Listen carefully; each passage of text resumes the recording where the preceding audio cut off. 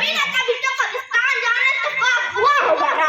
ये जो ऊपर से सारी कब्रें एक जैसी दिखाई देती है मगर अंदर से एक जैसी नहीं होती। दुनिया में अगर आप एक कॉलोनी में जाए, गरीब की आबादी में जाए तो मकान देखकर ही पता चल जाता है कि यहाँ गरीब रहते हैं, और कोठियाँ देखकर समझ आ जाता है कि इन कोठियों में अमीर और सुकून से रहने वाले रह रहे हैं। मगर कब्र को देखकर पता नहीं चलेगा क्योंकि दिखने में सारी एक जैसी दिखाई देती है मगर हर कब्र की दास्तान जुदा है। कोई तो कब्र में जन्नत की नेमतें लूट रहा है, कोई तो कब्र में जन्नत को सबका ले रही है, किसी की कब्र में तो जन्नत की खिड़की खुली हुई है, किसी को तो कब्र ऐसे दबा रही होगी जैसे माँ गोद में प्यार से अपने बच्चे को दबाती है।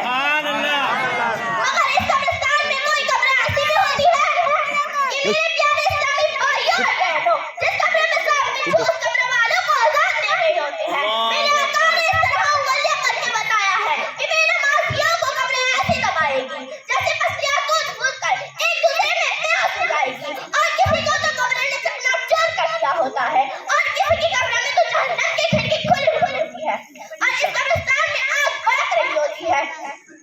अज़्ज़उल अक़रा हदीस शरीफ में इस सांप का नाम भी बयान हुआ है। अल्लाह जिससे नाराज है।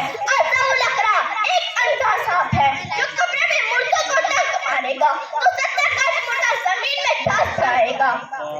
यह सांप भी हदीस शरीफ में ही बयान हुआ है।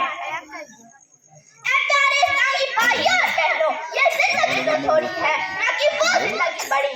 इस दुनिया में ज्यादा रहना है, उस दुनिया में कम रहना है, तो फिर क्यों इधर की बात करें। ज़लीलुल क़द्र ताबईन सैयदना हसन बसरी रहमतुल्लाह तआला अलैहि एक बार अपने घर के दरवाजे पर तशरीफ फरमा थे कि वहां से एक जनाजा गुजरा। आप भी उठे और जनाजे के पीछे चल दिए। जनाजे के नीचे एक छोटी बच्ची ज़ारा रोती हुई गाती हुई उस जनाजे के साथ जा रही थी और कह रही थी, ऐ बाबा जान, आज मुझ पर वो वक्त आया है कि इससे पहले कभी ना आया था।